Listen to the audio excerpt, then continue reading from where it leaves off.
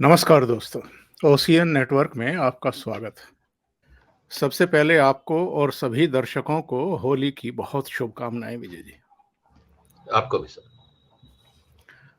तो ये जो मसला है, जिसमें योगी आदित्यनाथ सरकार ने कड़े कदम उठाए हैं माफियाओं के खिलाफ और जो फिर से उत्तर प्रदेश को अराजकता के दौर में ले जाना चाहते थे उनके खिलाफ, इसे लेकर के समाजवादी पार्टी मुद्दा क्यों बनाने की कोशिश कर रही है और कुछ दूसरे विपक्षी दल भी उन्होंने भी सवाल खड़े करने शुरू कर दिए हैं।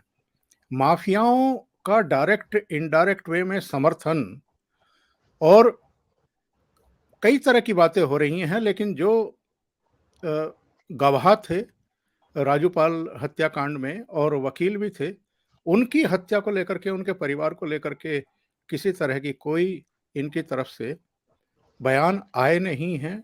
उसका भी परिवार था, उसके भी बच्चे हैं, जिसको सरेआम भून दिया गया 13 शूटर्स के द्वारा घेर करके। अब कार्रवाई हो रही है तो इनको परेशानी क्यों हो रही है?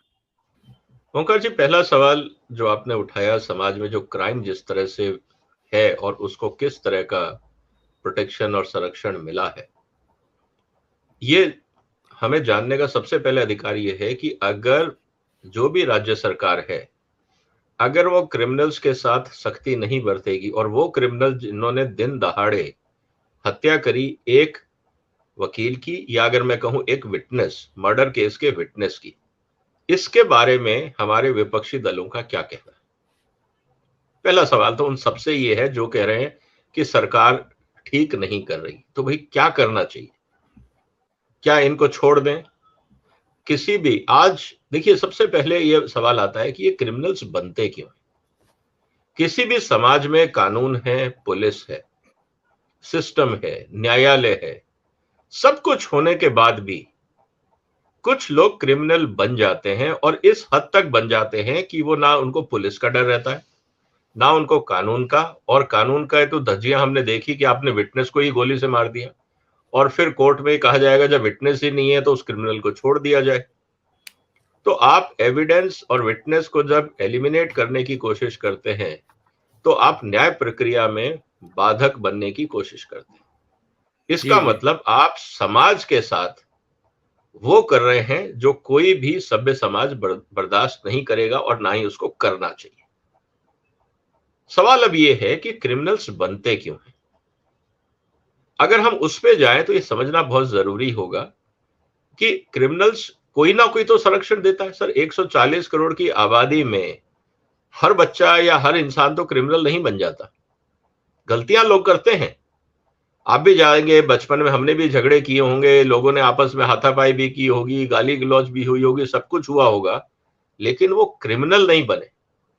और अगर वो क्रिमिनल बने तो ऐसा भी नहीं होता कि अगर आपने गलती करी और आपको सजा मिली, स्कूल में पिटाई हुई या घर पे पिटाई हुई या समाज में आपकी बेइज्जती हुई या पुलिस वालों ने आपको थाने बुला के धमकाया कि अगली बार किया तो अंदर कर देंगे, अगर आपको पहले स्टेप पे ही ट्रीटमेंट मिल जाता तो आपकी हिम्मत नहीं होती आगे क्राइम करने की। ये सामाजिक, जिसको कहते हैं ना कि एक सोशल बैलेंसिंग एक्ट होता है। लेकिन जब कोई इंसान क्रिमिनल बन जाता है तो इसका मतलब यह है कि उसको कहीं ना कहीं किसी ना किसी का संरक्षण मिला हुआ। अपने आप कोई नहीं बनता।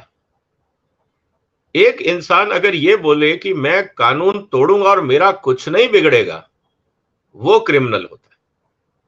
मैं कानून तोड़ूंगा और मेरे को जेल जाना पड़ेगा या मेरे खिलाफ कार्रवाई हो जाएगी, वो सामाजिक मान्यताओं के खिलाफ या कानून के खिलाफ मैंने कार्रवाई करी और आउटकम यह हुआ कि मुझे सजा हो गई, जेल हो गई, पनिशमेंट हो गया, फाइन हो गया, जो भी रूप हुआ उसका, तो वो क्रिमिनल नहीं है।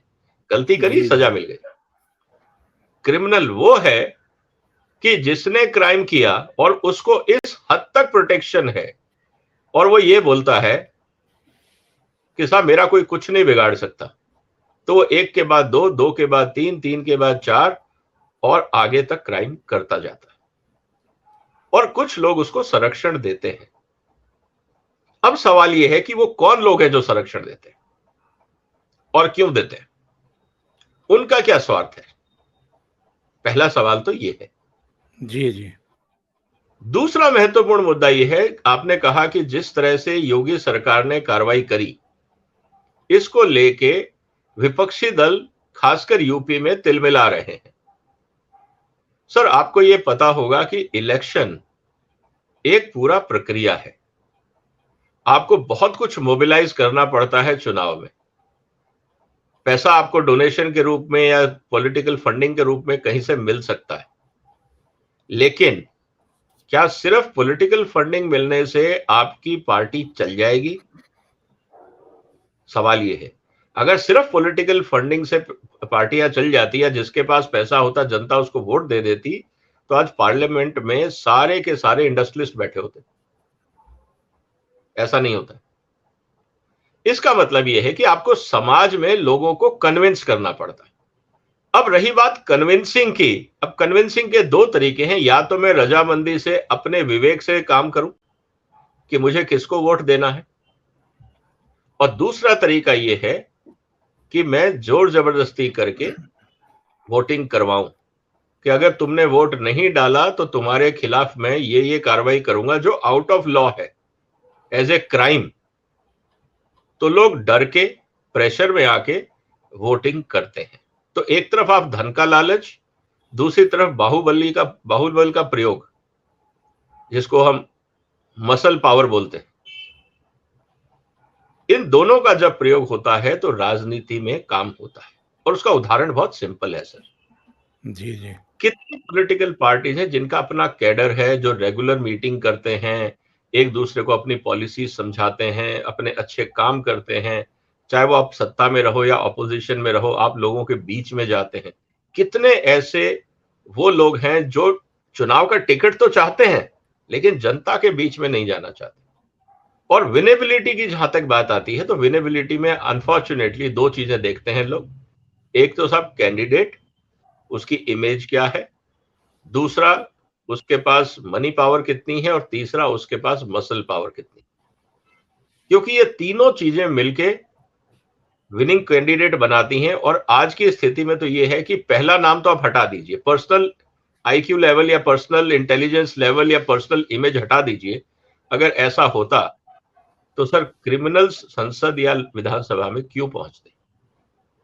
इसका मतलब समाज को ये पता है कि ये लोग ठीक नहीं है, उसके बाद भी वो वोट दे रहे हैं। कुछ तो कारण होगा। इस पे गहन चिंतन की बात है। और मुझे लगता है ऑपोजिशन पार्टी को खुल के बताना चाहिए कि जो यूपी सरकार कर रही है उसमें गलती क्या है और ऐसे क्रिमिनल्स को कैसे डील किया जाए।